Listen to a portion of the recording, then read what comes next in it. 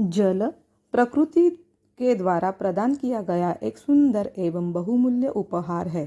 पानी के बिना किसी भी ग्रह पर जीवन की कल्पना भी नहीं की जा सकती है। सर्वविदित है कि पूरे ब्रह्मांड में पृथ्वी ही एकमात्र ऐसा ग्रह है जहाँ पर जीवन और पानी दोनों विद्यमान है।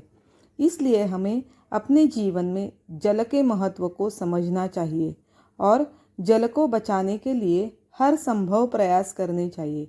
आज स्वच्छ जल की उपलब्धता सबसे बड़ी समस्या बनकर विश्व के सामने खड़ी है। पानी का संकट अनुमानों की सीमा को तोड़ते हुए एक दिन प्रतिदिन विकराल रूप ले जाता है, जिसके कारण देश के कई क्षेत्रों में जीवन यापन करना भी बहुत कठिन हो गया है। यह प्रकृति प्रदत्त समस्या नहीं है, आपत्ति यह मानव क्रियाओं द्वारा उत्पन्न हुआ संकट है। पिछले 2 दशकों में भारत के बहुत से भागों में अत्यधिक मात्रा में भूजल निकालने से जलस्तर बड़ी तेजी के साथ गिर रहा है। भूमिगत जल स्तर में गिरावट का विपरीत प्रभाव प्राकृतिक संपदा, पर्यावरण, पेयजल की उपलब्धता, कृषि क्षेत्र, औद्योगिक क्षेत्र आदि पर सीधे तौर से पड़ रहा है। आज दुनिया में उपलब्ध जल स्रोतों से प्राप्त जानकारी के अनुसार पृथ्वी पर विद्यमान जल में से लगभग 97.2% जल खारे पानी के रूप में समुद्रों में है और शेष 2.8% मीठा जल पृथ्वी पर अन्य स्रोतों के रूप में उपलब्ध है।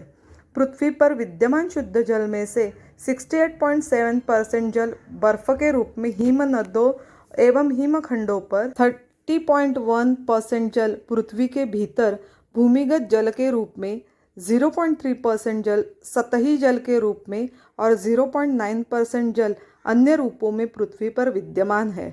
सतह पर उपलब्ध जल का 87% जल झीलों, तालाबों आदि में, 11% मृदा नमी, आर्द्रता आदि के रूप में और शेष 2% जल नदियों में विद्यमान है। भारत में जल संचयन और प्रबंधन का इतिहास सदियों पुराना है, जिसके प्रमाण सर्वप्रथम सिंधु घाटी में पाए गए थे। तब से आज तक देश के विभिन्न क्षेत्रों में आवश्यकता के अनुरूप जल संचयन और प्रबंधन को अपनाया जाता रहा है। जैसे राजस्थान में खड़ीन, कुंड और नाड़ी, महाराष्ट्र में बंधारा और ताल, मध्य प्रदेश और उत्तर प्रदेश में बंधी, बिहार में आहर और पईन, हिमाचल में कूहल, तमिलनाडु में एरी, केरल में सुरंगम, जम्मू क्षेत्र के कांडी इलाके के पोखर, कर्नाटक में कट्टा पानी को सहेजने और एक जगह से दूसरी जगह प्रवाहित करने के कुछ अति प्राचीन साधन थे, जो आज भी प्रचलन में है। इस पारंपरिक व्यवस्थाओं से जहां एक ओर जल की तात्कालिक ज़रूरतों को पूर्ति होती है, वहीं दूसरी ओर भूमिगत जल पुनर्भरण में भी सहायता मिलती है, जिससे भूमिगत जल के दोहन एवं भूमिगत जल पुनर्भरण के बीच संतुलन बनाए रखने में विशेष मदद मिलती है। भूमिगत जल पुनर्भरण, पृथ्वी पर विद्यमान पानी का निरंतर बाष्पीकरण होता रहता है और यही पानी वर्षा जल के रूप में पुनः धरती पर बरसता है। इस पूरे घटनाक्रम को जलचक्र के रूप में जानते हैं। वर्षा के रूप में पृथ्वी पर गिरने वाला पानी कई माध्यमों से मिट्टी में समाहित होकर भूमिगत जल स्तर तक पहुंचता है और भूजल स्तर की मात्रा में वृद्धि करता है। इसी घटना को हम भूजल पुनर्भरण कहते हैं। भूजल पुनर्भरण को हम 2 रूपों में विभक्त कर सकते हैं। प्राकृतिक भूजल पुनर्भरण, वर्षा जल एकमात्र स्रोत है जो पृथ्वी पर जल की उपलब्धता, मृदा नमी, भूमिगत जल पुनर्भरण आदि के लिए प्रमुख स्रोत है। वर्षा जल ही अन्य स्रोतों जैसे नदियाँ, धाराएं, जलाशय, झील एवं कृषि सिंचाई के माध्यम से भूमिगत जल एवं मृदा नमी में प्राकृतिक रूप से वृद्धि होती रहती है। वर्षा जल पहाड़ियों, नालियों, झरनों आदि के माध्यम से बहते हुए नदियों तक पहुँचता है और यह जल बहते हुए सतही मिट्टी की पारगम्यता के अनुसार प्राकृतिक रूप उसमें समाहित होता रहता है और भूमिगत जल स्तर वृद्धि में जिन चट्टानों में भूजल जमा होता है उन्हें जलभृत एक्वीफर कहा जाता है। सामान्य तौर पर जलभृत बजरी, रेत, बलुआ पत्थर या चूना पत्थर से बने होते हैं।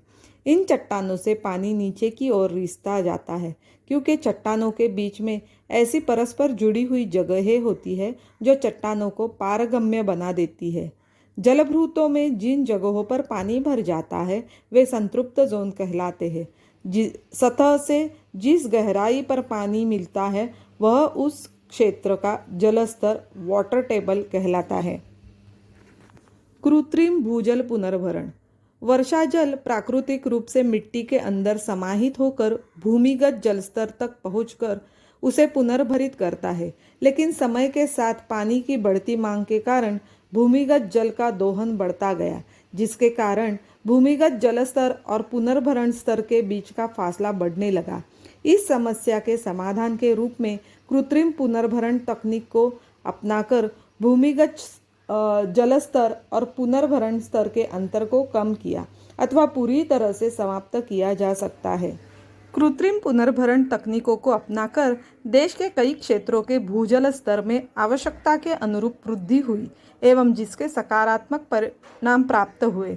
कृत्रिम भूजल पुनर्भरण तकनीकों का चयन क्षेत्र की भौगोलिक स्थिति, क्षेत्र में वर्षा जल की उपलब्धता एवं उपलब्ध संसाधनों के आधार पर किया जाता है।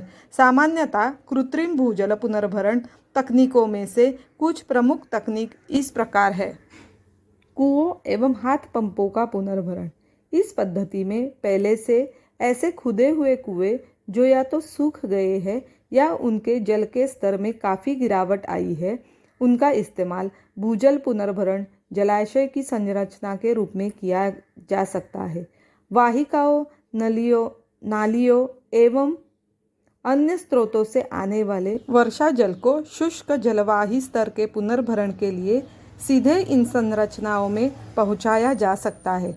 शहरी एवं ग्रामीण इलाकों में छतों पर एकत्र होने वाले जल को संरक्षित कर इस तकनीक में पुनर्भरण के लिए उपयोग किया जा सकता है। कुआं एवं कूपन अच्छी तरह से रिचार्ज करने का तरीका और उसकी देखभाल। कूपन लाइन के पास छत या धारा से पानी मोड़े। कूपन लाइन के चारों ओर 2 मीटर लंबा, 2 मीटर चौड़ा और 2 मीटर गहरा गड्ढा खोदे। इस छेद के चारों ओर कसकर नारियल की रस्सी लपेटे। गड्ढे को 3 भागों में विभाजित करें और निचले हिस्से को पत्थर और उसके ऊपरी हिस्से में छोटे पत्थर और एकदम ऊपरी हिस्से में रेत के साथ भरे। इस गड्ढे को खोदते समय कूपन लाइन को खोखला कर दिया जाना चाहिए।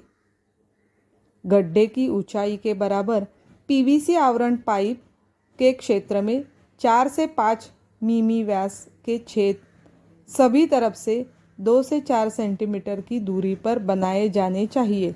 इस तरह धारा का मैला पानी फिल्टर से साफ हो जाएगा और कूपन लाइन पर जाएगा और कूपन लाइन रिचार्ज हो जाएगी।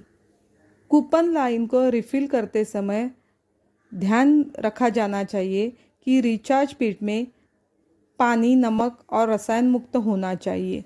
रिचार्ज को 2 निस्पंदन गड्ढों के साथ साथ कुएं से गाद हटाने से पहले किया जाना चाहिए।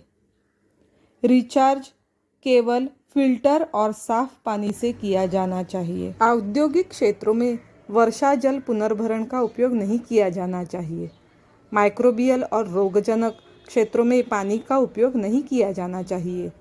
बालू, गोट का उपयोग करके तैयार छलनी को बरसात के मौसम से पहले एक बार साफ कर लेना चाहिए। ड्रिल मशीन से किया गया छेद देखने में लगता है कि छेद गिर गया है, लेकिन यह फिर से जाम हो सकता है। इसलिए छेद को ड्रिल करने के बाद एक बार फिर से ड्रिल या किसी नुकीली चीज़ से छेद को खोले और फिर गांठ या जाल को बांध दे। बड़े जतन के बाद पानी की एक बूंद जमीन के अंदर पहुंच पाती है, इसलिए हमें पानी की एक एक बूंद बचाने की कोशिश करनी चाहिए। Save water, save earth.